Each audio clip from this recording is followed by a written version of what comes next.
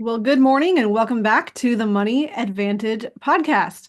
Today we have a treat for you because we are digging back into our series on infinite banking and really talking about the myths, the truth, and the fiction when it comes to understanding infinite banking. And I'm joined today not only by my co-host of, I don't even know, Bruce, close to 8 years now, Bruce Wayner, and also two members of our team that you met 2 weeks ago, Becca Wilhite and Joe DeFazio. And I'm so excited to be able to have this group conversation with you to really unpack this idea today of, is infinite banking really for those who are higher net worth? And does that isolate me out of that rank of whatever I deem to be higher net worth, as this is a strategy not for me? And this is a topic that is very common that you'll read about and hear about online. And we would really just want to unpack this to you for you today and help you make sense of this so that you can make decisions in your financial life. So, team, welcome to the podcast today. Thank you very much. Glad to Yeah, be happy here. to be here. I guess, Rachel, after 8 years, I don't really have to say anything. Well, you don't have to, but welcome, Bruce. So, team, I would really love to just unpack this idea first because I think whenever it comes to controversy, there's always some validity to both sides of the conversation. And really, when we're looking at these issues, we're not just saying it's all completely wrong and there's no substantiation to this, but really what we want to help you understand is, where is this idea coming from? And really, what are the facts that you need to understand so you can make decisions? And so I would like to just kind of unpack the idea first. Where do you think that comes from? What are you hearing as you're talking with people around this idea of, well, infinite banking, that seems like it's just a strategy for high net worth or ultra high net worth, or the wealthy to save taxes, it must not be for me. I'd love to just dig into that and where you guys are seeing that coming from. Well, I would say the first thing is it's kind of like both ends of the spectrum. Right now there's a lot of people that are claiming that, oh, the wealthy don't do this. That's just a marketing ploy. So a lot of people say that, because of talking about the Rockefellers doing this, and whether it's Walt Disney or bank-owned life insurance, people are saying, oh, they really don't do this kind of stuff. And then you have the other end of the spectrum that says, oh, well, this is not really, something that you should be doing unless you can get out of the debt first. And that's what I would say is probably very important. And so but then people are looking at it and saying, well, how much money do you have to do this? And my response always is, well, how much money do you have to have that you store in the bank? So that's really what it comes down to. It's not a dollar amount, because none of this save first before you spend, or utilizing a whole life insurance to do the processes of a bank ever makes a difference unless your behavior is actually in check with what you're trying to accomplish. And so I think really you need to look at it from both ends of the spectrum and then come to some consensus in the middle. And then I think people are much more comfortable with that situation. Absolutely. Joe and Becca, whichever one of you wants to go first, what are you seeing with why people are really saying this must be for people who are wealthier than me? It must not be for the average person. I kind of think it makes it easier to kind of put it in a file. If you say, oh, well, these people have more money than they know what to do with. Of course, they're thinking legacy. Of course, they're thinking passing on wealth to the next generation. It makes sense for them. Like they've got this excess, so let's stick it in a life insurance policy over here. Whereas the process of becoming your own banker and the process of banking, yes, we're doing that as well, but we're also utilizing that in an everyday method as like a cash flow management system. And I think the people that say it's just for the ultra wealthy are kind of just saying, yeah, they've got the money, why not? Whereas what we're really saying is, hey, we can use this in our everyday spending patterns to make everything more efficient. That's awesome. And I think whenever you say, oh, that's not me, it can be easy just to chunk it into you're saying filing it, but putting it into the, oh, maybe in the future, potentially, it's something Mm-hmm. that's optional or something that, might be a nice to have, but it's not something that can really impact my life today. Sure. And I think I think our family is a perfect example. We're not ultra wealthy. We're a very typical middle class family that kind of got a hold of this, and we're trying to build our system out as big as we can, and make plans to expand into the future because of all the benefits for the normal everyday person. That's awesome, Becca. Thank you for sharing that. Joe, what are your thoughts around that? Yeah, so excuse me. I think historically we can point to a lot of figures like Bruce mentioned, Walt Disney, Rockefellers, JCPenney, Ray Kroc. The list goes on of how many people have used life insurance, the loan provision within their whole life insurance to get access to capital to do some really incredible things.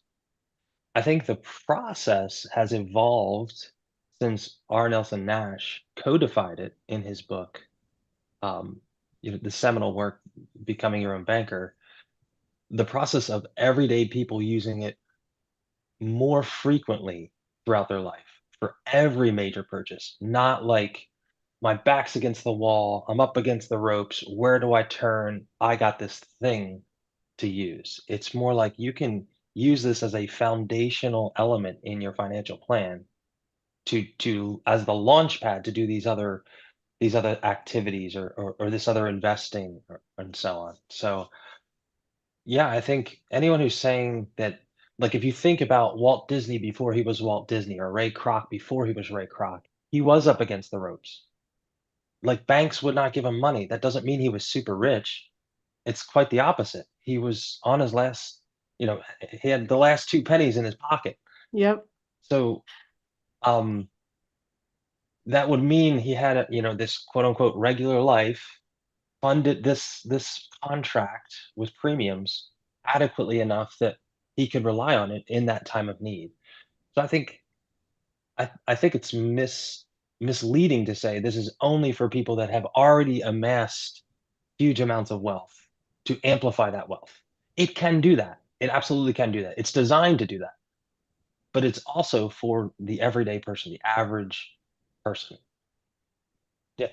That's awesome, Joe. And I think when we really look at this whole idea of high net worth, I think that comes down to almost even a misunderstanding, as we're talking about here, a misunderstanding of what the purpose of infinite banking really is. And I think a misunderstanding of basic finance in general, too, because net worth is a function of your assets and liabilities. And so if you think of somebody with a high net worth, what do you need in order to have high net worth? You need high assets and low liabilities, which, Bruce, to your point, that's having paid off debt is a better position to start thinking about preserving capital. However, it doesn't mean that you have to have a certain X number of dollar amount in your investments or in your business or in your properties in order to take advantage of life insurance. Really, life insurance and funding life insurance premiums is more a function of your cash flow statement. So your inflows and outflows, rather than how much dollar net worth your assets are valued at. And if you look at your cash flow, really the thing that you need in order to begin. Joe, did you intend to put those hearts? I did. I love that you're saying cash flow. Keep going, keep going. That is awesome. I think what's the important thing is how much are you saving? How much are you putting aside? How much are you not spending immediately when the paycheck comes in? How much are you putting into a position that is excess income over what your expenses and your outflows are? And that's your cash flow.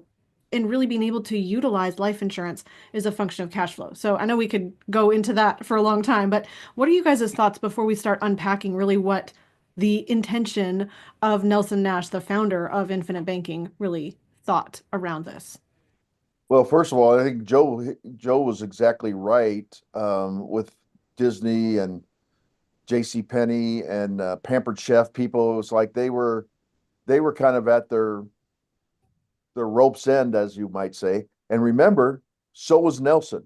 Mm-hmm. I mean, Nelson had an adjustable rate loan on a commercial building that he did not know how he was going to make the monthly payment through cash flow because it was going up. And he prayed and it's like there was this epiphany. Well, I've been paying premiums all this time, and he wasn't even using it as a cash management system at that time. This was the epiphany that he had. He said, well, I could actually go through the loan provisions of this state farm policy, borrow against that, pay off the commercial real estate loan, and then pay myself back just like I was paying the commercial real estate loan. But the loan provisions the terms were not only less interest rate wise, but he also controlled the terms so that he could pay back on his amortization schedule, not the bank's amortization schedule. And so that affected, then he was paying on his cash flow. Now, Rachel, I'd actually like to continue on this idea of cash flow because I think our industry, like E3 Wealth, being in the wealth industry, the typical, not the traditional, but the typical financial advice is to build up this big pile of money so that you can retire. And they don't talk about cash flow. And one of the nice ways to build up wealth is through cash flow. So let's just keep Walt Disney as an example. He did have some assets that he had saved in his whole life insurance policy. So that would be like a pile of money, but then he turned it into a business that then provided him cash flow. And oftentimes when people are looking at net worth as being the only barometer for wealth, they forget about that money that is just in a bank, in a whole life insurance policy, in an investment, or on an island really doesn't do anything for you until you turn it into some kind of cash flow. And so when a person can actually do something to increase their cash flow and then use that cash flow to fund life insurance, that does take some discipline. And this is where I'm not a big believer in 401ks, but I'm not a detractor from 401ks either. But one of the greatest things that the 401k does do for people is it makes them put money away for the future. So they're delaying gratification, which that's really important for people to find out. Well, you can do the same thing with a life insurance policy by funding it monthly. It just comes out of your paycheck there every month, just like that. So it's a way that you can also kind of fool yourself into delayed gratification. And it's a little bit more difficult to get to, right? Because you have to, sign a piece of paper, you have to send it in or go to the portal, request a loan, get it. All those things are ways that puts a barrier from you to achieve, it helps you achieve a long-term wealth that you can then turn into cash flow. And so I think a lot of times people are looking at funding a whole life insurance policy as, well, it's just another thing that I don't have cash flow for. And where am I going to find this? What they don't realize is a lot of the things, if they really analyze their cash flow, they could actually pay the premium first and then borrow against that to then use that to pay other things that they were paying out of their normal cash flow. Now, I tend to endorse big ticket items, not everyday expenses, because if you're not disciplined enough to pay premiums, you're not disciplined enough to actually, pay your premiums and then pay your electric bill out of it or your car insurance out of it on a monthly basis. But if you have things like real estate taxes, or you have things like a wedding coming up, or if you have things like a car purchase, some big ticket items, a vacation that's a big ticket item, then that would be a way to actually pay your premiums through the cash flow that you would normally just save in a bank and then go use it to spend. So it's the same process. So people have to understand that doing this is not much different than, I mean, heck, I have clients that say, oh, yeah, every paycheck, this goes into my checking, this goes into my savings, and this savings is for those items I'm going to pay for later on. So they're already doing it. Let's just take it, instead of going through the savings, let's take all or a portion of it and send it to the life insurance company. And then you get all the benefits that we've talked on many of the podcasts. So I think what's really interesting about multiple of the points that you've just unpacked, Bruce, is that really what we're saying is that infinite banking using a specially designed whole life insurance policy is a better place to store cash. It gives you more access, it gives you more capability, and it gives you more growth. So that's one component of being part of your banking system.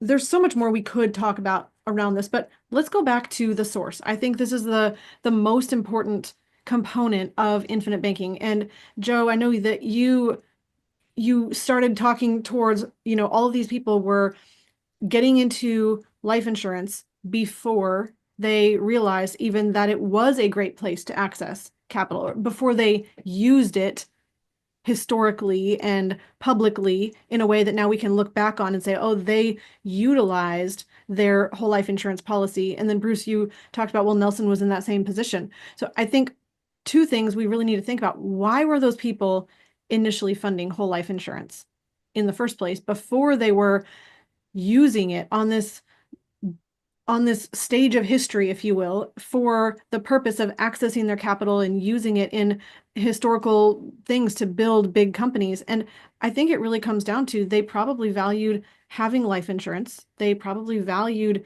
putting capital into something that wasn't just a term policy. And I mean, if you ever are looking at why would I do whole life insurance, especially if I'm not even thinking about the cash value accessibility component, why would I do this? Well, they would want to have a long-term death benefit that for sure was going to pay out, and a benefit of having that whole life insurance that pays out at the end of your life or endows. You're in a position that it's going to be in force your whole life. That's going to have a higher premium attached to it. So, Joe, I'm going to pivot to you for a second because you can take it one of two directions. If you have any thoughts on why people were putting in whole life insurance policies even before they necessarily utilized or publicly made that determination or that decision to access capital, and then also just really where Nelson started from in terms of saying, who is this really for? Sure. I think if we, I guess, how would you? I can start with the second piece. The second piece is a little bit easier. Where this comes from, going back to what you were saying, cash flows. Cash flow impacts everyone every day for your whole life, right? Everyone's moving money around. They're earning it and they're spending it. Right? If it sounds silly, but if that is part of your everyday life, this can work for you, is what he figured out. Why was he funding the insurance initially? Well, you have to kind of go back in time and realize it was a different era then, right? Modern financial planning started in 1985 with the CFP board and became very marketed. And there was a lot of movements to get into this investment space and qualified plans and so on and so forth. Prior to that, what did people do? So we all have the curse of knowledge because we live in that right now. But it's, to look back in time and say, well, where did they put their money? You know, go back to 1900, John Wanamaker. He was arguably one of the most insured people in America. And people asked him, why do you keep buying insurance? He's like, the absolute certainty of the contract that every day I can call and they'll say the value's increased. All I have to do is wake up. Compare that to my business and the other stressful things I have to do to generate wealth. It's like all I have to do once I sign the dotted line is make the payment and wake up. So it was like back then, it was one of the core foundational elements. right? They only had a few options. They didn't have E-Trade apps on their phones where trades were like less than a penny or free, quote unquote free, right? You had to have a lot of money. You had to buy round lots back then. People didn't like back then. We're talking the average salary might have been $2,000 a year. Like they didn't have the money for that. Um, so yeah, I think it was just a different, like it was a paradigm shift into this where everyone just thinks 401k. They just think they gravitate towards that. It's kind of marketed to. Nobody even talks about this. Nobody talks about the long-standing tradition this has, the bedrock that this provided for so many things in our, in American history.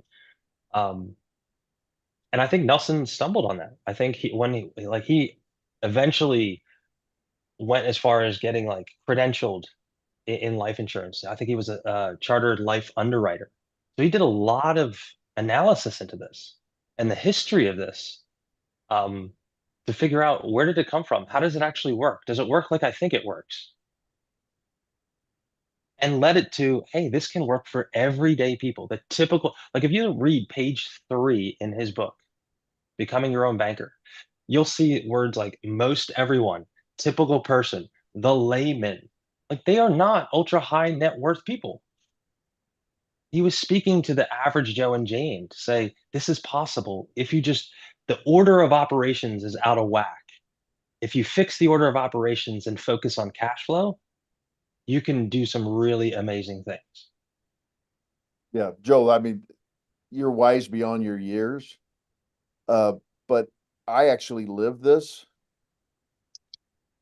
When you think about the conservative nature of people at the turn of the century and before, one of the reasons they were conservative is because they had to be, because at that time there was no Federal Reserve Bank. Okay, so they weren't making money out of thin air. So, and it was a farming more type of an economy, along with some of the industrial revolution that was starting. And so there was a centralization of the economy that people did not look at speculative things, and if they did, they didn't see the value of speculative things. Once we developed, and this is where the Austrians come in, they're like, sound money principles. We suddenly went from sound money principles to the Federal Reserve and started doing banking through the Federal Reserve. And then we just kept being more and more prosperous. And then, of course, then communication gets better through newspapers. And then you had radio, and then you had television.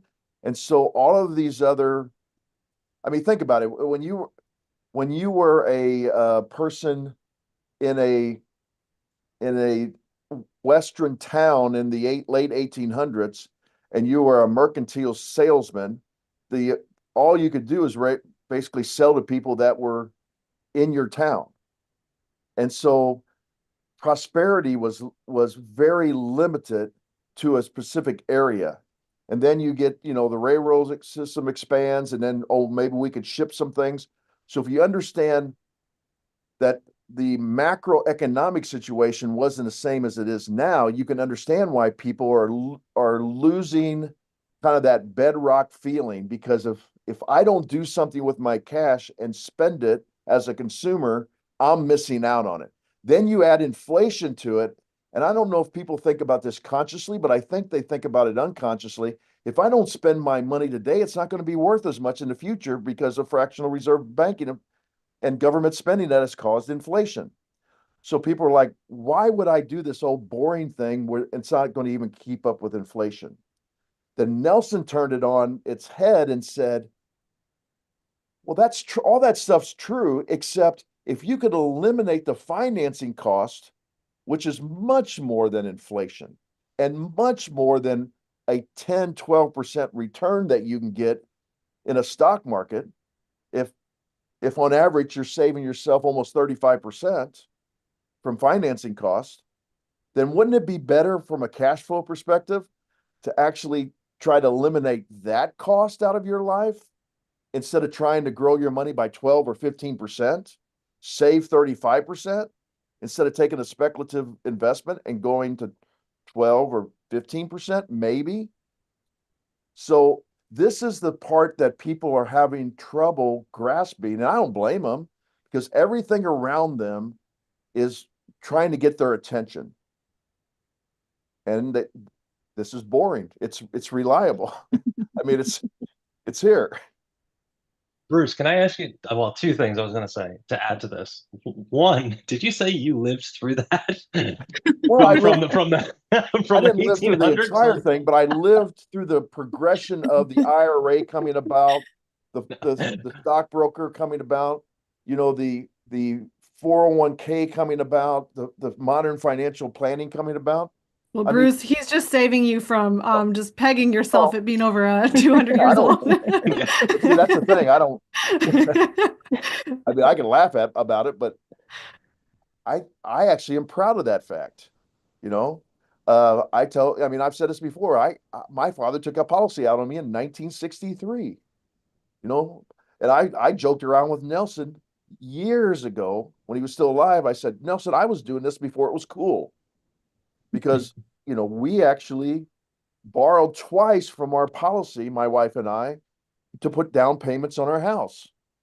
Once in 1987 and once in 1990 or 91. I'd have to try to figure it out, but I know it was the early 90s when we upgraded to another house. We're like, well, we don't have enough down payment from even the sale of this house because we really upgraded from like a $77,000 house to a $300,000 house. So even the equity that when we sold wasn't enough for the down payment. So we just went to our cash value life insurance and borrowed $30,000. And so I was doing this before I even knew what I was doing because it just made sense. And frankly, I was taught by my father, and my father did. Joe lived through a lot of that, you know, and so if people can look at this from a not an either or, I think that's part of the problem that society, or I shouldn't say society, social media, the people that have jumped on this, Joe, and we talked about this, it's not a marketing.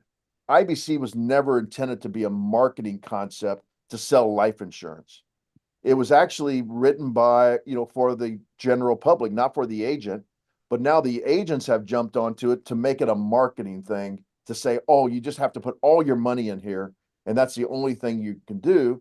And of course, then you're going to get detractors that are saying, well, that's silly because I made $1.8 million in my 401k. I don't have $1.8 million in my life insurance policy. And we're like saying, well, no, it's not an either or. It's an and. This is what you should be doing. And because you have cash flow every day, this is just a management system for it. So Bruce, that's why we get this push pull all the time. Like, who's this for? well, Well, Bruce, if you have cash, it's for you. I think it's interesting that, I mean, both you and Joe are going to this whole idea that, I mean, really, there was a time period that you had to take personal responsibility, and that was forced upon the person who was making decisions and needing to make sure that they had money to buy, I don't know, the seed for planting the next season so that they could then use that seed to reap their harvest and sell. They had to take personal responsibility. And it's interesting. So in our house, we watched Little House on the Prairie that came out in the 80s, and watching Pa Ingalls have to go through this whole process. And then they had a bank come into town, and all of a sudden everyone's wanting to get a bank loan. But bank loans, I mean, I think there was a time when we didn't quickly just turn to debt or borrowing. We had to have the cash to be able to make decisions, or you had to rely on the goodwill of the seller and maybe putting something on credit with them. But there was so much responsibility that you had to take on in order to make financial decisions. And Joe, I love how you talked about it being a longstanding tradition or this bedrock, and specifically the idea that you have guaranteed growth inside of your life insurance policy, which this is not the myth we're debunking today, but there's this whole myth that there's no wealth creation component of life insurance, that the only wealth that's created is for your children or your heirs who receive the death benefit. But the real truth is, you, as you're as your policy is growing through dividends and through interest, you have these guarantees that you are increasing your wealth as you own and hold a life insurance policy. So that's a conversation for a whole nother day. But Becca, what are your thoughts around this whole idea of being able to look at the benefit of seeing whole life insurance as something for everyone? Well, as I'm listening to you guys talk, what came to mind was what Nelson was always talking about when he said it's rate versus volume. And we always were trained to look at the rate, right? And that's in talking to people about this concept, that's almost always one of the first questions that comes up. Well, what's the rate of return? Because if you think about the everyday American, maybe the goal is to save 10%. If you save 20%, you're doing great, but really the average is probably less than 5. Mm-hmm. So they're looking at this saying, I know I should save more, but I'm not. So I better get a huge rate of return. I've got to gamble and take all the risk I can to hopefully get a high enough rate of return on this itty bitty volume so that I'm okay in the future. Whereas what Nelson was saying is if you could take a higher volume and think of this like I stole this from Joe, not as an accumulation, not as a pile, but as a platform. And I'm just going to move this volume of money through and still be able to access it instead of putting it in a pile that I can't touch and it's locked up until I'm 59 and a half. Then all of a sudden, it opens that up for the everyday person. Okay, well, if I can use it, then I can probably save more than 5 or 10% because I have access to that money. The cash is flowing. It's not just sitting somewhere. I call it in money jail, Mm-hmm. somewhere that I'm taxed and penalized if I have to get to that right now. So it creates this environment where maybe the rate's not as high, but it doesn't matter because the volume of money that's moving through that system, I mean, completely overcomes that. And so I think we've been trained to think a certain way that maybe is not accurate when it comes to how money actually works. Oh, Becca, I think you just hit on something so important, and it's almost as if we go around with this lens and this paradigm of thinking we understand money, right? We think, well, I need to spend what I have to keep my lifestyle going, and I can only save this much, and I have to have this high rate of return in order to make everything work, to get to this net worth ticker, this magic amount that I can somehow live off the interest and make this whole paradigm work. And the crazy thing is that our whole world is thinking that way, but we don't have Mm-hmm. to accept that paradigm. We can literally step out of that world and go into a completely different world and recognize that not those things are just a way of thinking that doesn't Yeah. necessarily have it's not actually reality. It's not the truth of how money works. It is an opinion about how money works, but it's such a widespread opinion that is touted by every single typical financial planning organization and every single credit card company. And there's just so many voices telling us that this is the paradigm, that to be able to shed that and step into this whole new world that we can realize I can make money, I can store capital of what I've made, have it working for me, not have to get an exorbitantly high rate of return, not have to put it at high risk, not have to even invest it, just save it, get a predictable, boring, slow, steady, compound interest growth on that money that never stops, and be able to use that capital for anything all along the way. That's a completely different world. You have Mm-hmm. you have the ability to step into that world instead. Yeah. I mean, I think of it like this too. What's worth more, a dollar that you can spend or a dollar that you can't? I mean, how much is that really worth? We're hoping in the future that that's going to be enough to not run out before we die. But if I can't spend it today, is that really helping me all that much? Even if I have the rate, whatever the magical rate is that I'm hoping to get on that money. Yeah, and then even if you have a great rate of return, even if you're walking around saying, I beat the whole system and I'm better than everyone else and I got a 15% rate of return. I mean, okay, that's a great talking point, but what does it actually mean in your life? Do you actually have the freedom to be able to use your money and enjoy it and know that there's certainty for the future? That rate of Yeah, return really doesn't absolutely. mean any of those things. Go ahead, Joe. I see Yeah, you. so I just Wheels are the tail turning. end of, yeah, I got so many. I got a couple things I want to throw out there. Just to contemplate, like the rate of return conversation. It's really like you just said, oh, if someone can get 15 or the Dave Ramsey 12 every year, like you can't do what the average is mathematically, you can't do what the average is doing and it beat the average. Like mathematically, it doesn't add up. Everyone that's doing the average can't beat the average. Um, so That's like a very true statement. I mean, yeah, and everyone thinks they can, and yet if everyone could beat the average, then there would be no such thing as that curve, right? Where here's the average, everyone's skewed to the better end of it. I mean, that's not even a reality. not a reality, right? I was going to go back to like the average person.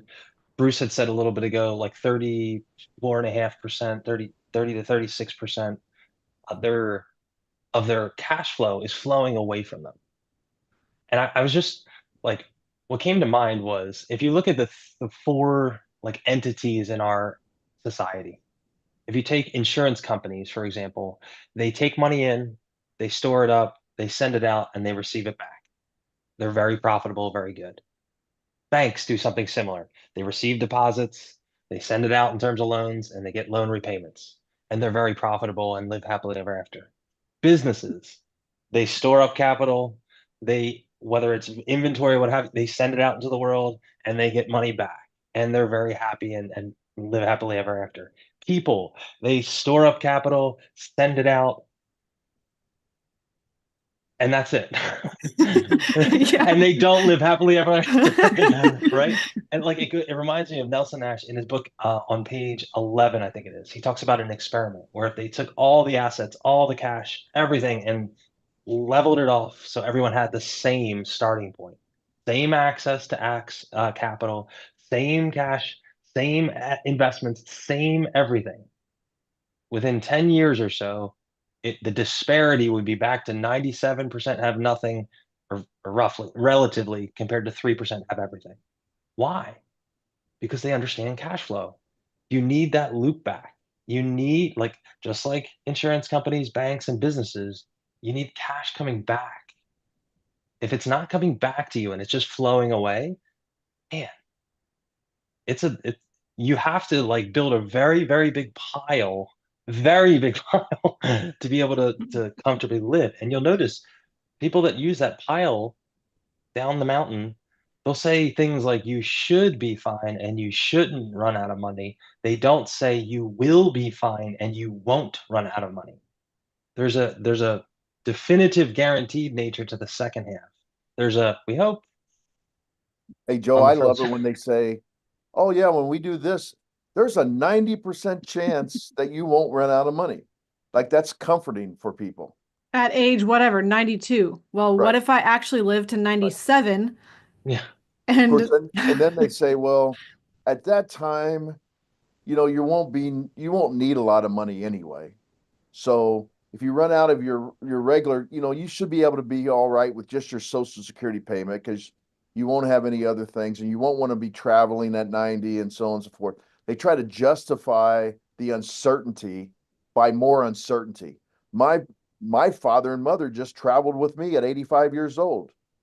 This past if they had that same attitude, they'd be sitting at home twiddling their thumbs watching Little House on the Prairie.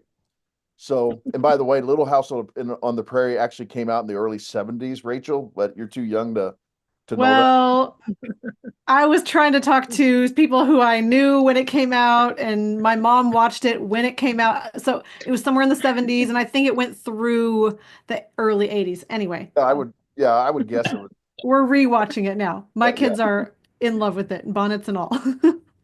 yeah, with the Laura and Laura and Mary, Mary. Oh Carrie yeah. and Nellie. Oh Nellie's yes.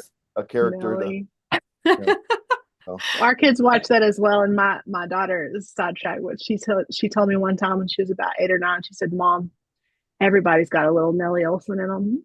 Like, if you don't know, That's Nellie funny. Olson was kind of the character you love to hate, and just Oh always yeah. making a mess of She was things. totally country girls. She called him Laura and Mary. Yes. That's awesome, Becca. So Bruce, yeah, you're saying, I mean, the challenge with all of that is who is another entity or organization to tell me what I'm going to need when I'm up in years, and we don't know that your costs will be reduced. What if there's medical expenses? What if I mean, there's so many things that could have higher expense. And also that whole idea plays into the conversation of saying, well, it's just about what you need, not really about what you want. Well, yes, maybe everyone just needs to eat rice and beans and to not travel anywhere and to stay at home, and especially when you're so old that you're not a benefit to society anymore. I mean, those are all such negative beliefs around aging gracefully and being able to enjoy it the way that you want to enjoy your life. So, just a Yeah, I side know. note there. And once again, I know we don't have time and we don't want to get into this podcast, but the other thing is, of course, what does Bruce do? He's going to get into this in this podcast. I love your commenting on yourself there. But if you do not accept this idea of retirement, then you don't need to get this risky type number of return on a small amount of money. So my father at 85, he has a lot of money in whole life, but he still makes $10,000 to $12,000 a year working part-time because he likes to work, and I take care of their finances. And he said, and about 8 years ago, I said, "Hey, Dad, you don't have to work anymore. I can replace that income." And he goes, "Do I have to stop working?" And I said, "No, you don't have to stop working." He goes, "Well, I'm not going to stop working." And if you continue that cash flow by work, but most people are either convinced that they hate their job, or other people are convincing them to hate their job, so they put more money away so that the financial services industry can benefit from it, because you want to retire early. And it's getting really bad on social media now with these I don't even know what the current phrasing is, but to retire at 30, you know. What they don't tell you is they're really not retiring at 30 because they built a blog out and they built an e-commerce, but they make it seem like they're retiring at 30. Well, no, they're just doing what they want to do. So They're this just whole doing a idea, different kind of yeah, work. yeah, this Mhm. whole idea of retirement has also caused people to change the way they look at money, because they're either really are miserable at what they do and don't want to take the leap to change that situation, or they're just convinced that they're miserable And because Bruce, I would say that everybody's telling them they're miserable. I think that's another situation that you can stop living in that world the second you decide that you want to stop living in that world.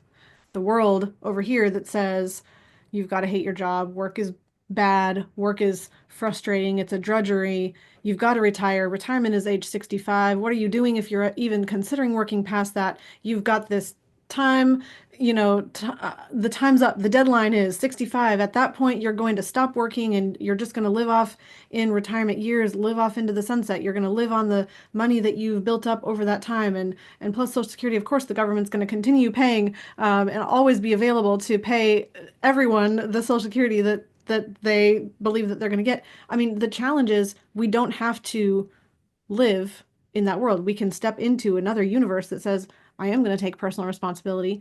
I'm going to be in a position of doing work that I love. I love working. I'm going to continue to earn an income through providing services and goods to people, through providing value. And I don't even ever need to stop doing that. And maybe I'll package it a different way, or maybe I'll structure my time differently so that I don't work so many hours. There's not, again, this world over here says you've got to work 40 hours a week, you've got to punch the time clock. Over here, there's a whole different world that you need to think about. How do you leverage your time? How do you provide more value with more leverage? And so I know everyone who's listening is probably already on the trajectory of stepping over into that other universe, but I think it's just so powerful to recognize that our mindset determines so much of our choices. And I think often we just accept a mindset and a worldview that is given to us by everyone else around us instead of choosing it consciously. Yeah, you ought to evaluate your thinking and then try to figure out why you're thinking the way you're thinking. And I see this all the time in my world. You know, I think it's also a badge of honor and a positivity that people say can tell a person, yeah, I'm retired. I was just so successful that I don't have to work anymore. That's a badge of honor because I can, I've had these conversations because I'm in the financial services world and people are like, oh, yeah, he made a ton of money and now he's retired. It's like people are impressed by that. Then people ask me, well, when are you going to retire? Or they say, are you retired yet? I'm like, no, I'm never going to retire. And people are like blown back and they don't even know what to say. So I finished it up. I said, yeah, I don't understand the concept of retirement. Why would I retire? I enjoy what I do. I'm helping a lot of people. I control what I want to do. And then I'm going to finish today and then I'll be quiet. Um, it was interesting. There was a money advantage potential client that came to us several years ago. And this person was about my age. And he said to me at the very end, he said to me, oh, by the way, I will get you all this information you're requesting, but I want to see your net worth because I'm not working with anybody that has a lower net worth than I have. And I said, so that is your determination, net worth. Can we compare cash flows? Okay, because all you have done is build up, $7 million of net worth, but you don't have any cash flow off of that. I'm constantly investing in things that are giving me cash flow. And I bet if you then reverse engineer it and say, well, what would you have to do on your $7 million to produce my cash flow? I bet you'd be surprised what the rate of return is. Never heard from him again, by the way. And I was fine with by that. So that's the last thing I want to say about retirement. Now let's finish up about Little House on the Prairie because Warren Barnes, who's a nice listener of ours, said he thought Michael Landon was still doing Bonanza in the early 70s. And so I said, Warren, we could actually Google it. So I did. So Michael Landon, who plays Charles on Little House on the Prairie, was on Bonanza from 1959 to 1973. And Little House on the Prairie started in 1974. Just a little tidbit for all our listeners. Awesome. I knew it started somewhere in the 70s and ended somewhere in the 80s. So thank you for clearing that up, Bruce. So thanks, Warren, for asking that question. That is awesome. I think what is really powerful is to recognize that if you are willing to adopt a different mindset, if you're willing to seek to understand what Nelson Nash was really talking about when he talked about becoming your own banker, reclaiming the banking function, storing cash flow, and doing that better than just putting it into the bank, not just interrupting your compounding every time you access your capital, but storing cash where you have the ability to access and use it while it's building up a death benefit with these guarantees and certainty of having dividends and interest. Actually, let me just restate in case anyone on this podcast is paying attention. Interest is guaranteed. Dividends are not guaranteed. However, they've paid policies or companies that we work with have paid dividends in every year throughout even the worst economic times. And so when you have the growth through guaranteed interest and non-guaranteed, but we say highly anticipated dividends, you have a position where you just have a lot more certainty. And that is a result of being able to step into a different world. So, guys, I would love your thoughts on this as we're getting ready to wrap this up, but I'm going to pivot back to you, Joe. As we came into this podcast today, there was just so much that Nelson communicated around this idea of the average person being able to use infinite banking and for it to be able to impact their life in a positive way. And so I can ask you a question specifically, but you can answer it with whatever you would like. What do you see as the primary advantages of the average person using infinite banking? Um, I think once they make the choice you were talking about, I think once they acknowledge there is a choice and make the choice to use this as the foundation, one of the advantages is everything we've been talking about today. You can use your cash flow to build this foundation while then not losing the utility of that cash flow. So you can go back to that well again and reuse it for something else. There's a way you can use that foundation to recapture that 30 to 36% of the interest that's just flowing out of your life. Once you put that together, that recipe scales your capital over time and compounds your capital over time in such a simple, automatic, contractual manner. There's on an, you could say, effort based, on a risk based. There's you can't get the scaling and the compounding from anything else with such a simple contract. Yeah, the to recapture that 34.5% Nelson reference, if you reverse engineer that, it's funny because banks use something called the debt to income ratio. That's like a metric of cash flow. You earn this much, so we're willing to give you a debt that has this payment. The payment's got to fit within that 30 to 36% range. That's where that 34.5% comes from. Banks rub up against that because that's their profit margin. That's why it remains constant over time. It's like once if you can recapture that and push that to an entity you control and you co-own, so you receive profits from via dividends, I mean, it puts you on such solid ground to do anything you can think of. That's why he called it infinite. I don't have the arrogance to say it's great just for investing in real estate or buying businesses. You figure out what you want to use the access to capital for. This just gives you autonomy. It gives you the control and the flexibility and the certainty in the simplest way possible. I mean, it's there's nothing else like it for the average person. I think that's back to you, Becca, that whole idea of being able to think differently about that pile of cash or the platform of being able to build wealth from and the idea that it's not just about having those dollars flow out of your control, but about recapturing those dollars. I think that world over here is I'm just a cog in the machine. I'm just a player on the game board of someone else.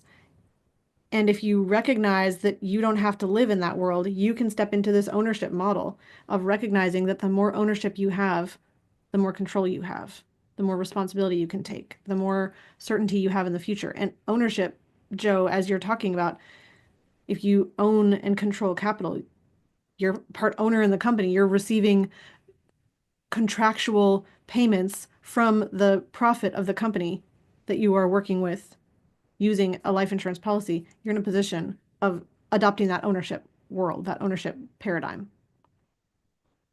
Becca, any closing thoughts you have before we wrap us up today? Just one. And, if you think about a compound interest curve, and everybody thinks, oh, yeah, that's what I want, right? Like, I want to be on the right side of that curve where it really starts taking off. But I think, especially for the everyday average American, that curve gets interrupted when there's an emergency, when there's a big purchase. Like, oh, I've saved this. Oh, but now I need to tap into my 401k, or now I need to, you know, drain my savings, or whatever it is. And so that exponential part of that curve keeps getting pushed further and further and further out because we're constantly resetting it. So I think what practicing the infinite banking concept has done for us is we've set that curve in motion. And even though I'm accessing those funds and using them for the things that we need, that we're still on the same trajectory. We're still on the same track. And for me, it's almost like getting multiple uses of your dollars. We can spend now and enjoy now and do things we need to do without worrying about how that's impacting the future. And to me, that's an incredibly freeing type of realization. So to me, that's a huge plus for the everyday person. Becca, I think you've just spoken to the thing that is also the hardest. It's the hardest to begin this trajectory of building compound interest when it doesn't look like it's doing much. But what the average person, what each one of us who owns a whole life insurance policy or multiple of them has done is that we've chosen, instead of having the compound interest growth curve just be this continual carrot on a stick in front of us that we never actually reach that growth side of the compound curve, we know we're on the trajectory to reach that. Right. And plus, get to those later years of passive income, even if you're not retired, whatever it is, and to know that the income that's available is increasing contractually instead of hoping the market performs. That's as well, I think, adds to the peace of mind of this whole idea and this whole system. Absolutely. Okay, Bruce, any final thoughts before your final thoughts on retirement before the Little House on the Prairie final? I would just say that I think having Joe and Becca's perspective is very, very valuable. And I learn from them almost every week also, because, you get stuck on your perspectives and you actually don't bring them from the back of your mind that you already know to the forefront. But then when you talk to somebody else, they bring it forward. And one of the great ones, what Becca was just talking about, and I know Joe's talked about this in a different light, is people talk about compound curve in an investment, but it's not true compounding, because there wouldn't be dollar cost averaging. In other words, it goes up, it goes down, it goes up, it goes down, it goes up, it goes down. And yes, what is the time period that there looks like there's a compound curve, but that compound curve can keep getting interrupted? And I've known that for years. Joe's brought that to the forefront before recently, and it's nice to have a teamwork approach where you can constantly be reminded of concepts that can help a client. And so that's where I've been for the last 25 years in my journey, along with E3 and the Money Advantages. We're looking at things from a teamwork perspective, because if you're a rugged individualist working with a rugged individualist, and I think TikTok is the most rugged of rugged individualists, then you really might be missing out on not only some concepts that you weren't aware of, but that person's ability to put those concepts into motion. And the old thing is, many heads are better than one. That's the bottom line, and that's why you should lean on a variety of advisors, a variety of people in your network, a variety of people in your family, to actually maximize what you're trying to get accomplished. Bruce, I think that's fantastic. And when I'm going to leave the whole TikTok comment alone. I was going to dive into that, but we're looking at the top of the hour. So I am going to let you know that all of the people that you are seeing in this podcast today, we serve clients, and we're in a position of being able to help you take action on these things in your life. So if you are maybe for the first time ever in your life recognizing that maybe infinite banking is not just for somebody who is higher net worth than me, and maybe it's for me, we would invite you into a conversation. If you are ready to step into that dialogue to figure out how it could work for you to accomplish these financial goals of having more control and having more certainty and controlling the banking function in your life, and being in a position where you're taking that personal responsibility and stepping into that other world of seeing things through the eyes of cash flow and ownership, we would love to talk to you. So you can book a call by going over to themoneyadvantage.com and getting onto our advisor calendar. There's a link right on the front page of our website to be able to book a call with our team. So thank you for being with us today. Thank you, Joe and Becca, for joining us. You guys are going to be seeing a lot more of our team and their faces on the Money Advantage podcast, because it's so valuable to be able to share, Bruce, just as you said, this teamwork model, and be able to share ideas from different perspectives and points of view so that it can be most effectively conveyed and help help you, if you're listening, to be able to answer those questions that have been probably rumbling around in your mind for quite some time. So thank you again, Joe, Becca, Bruce, all for joining me here today. In closing, if you're listening, please remember success leaves clues. So model the successful few, not the crowd, and build a life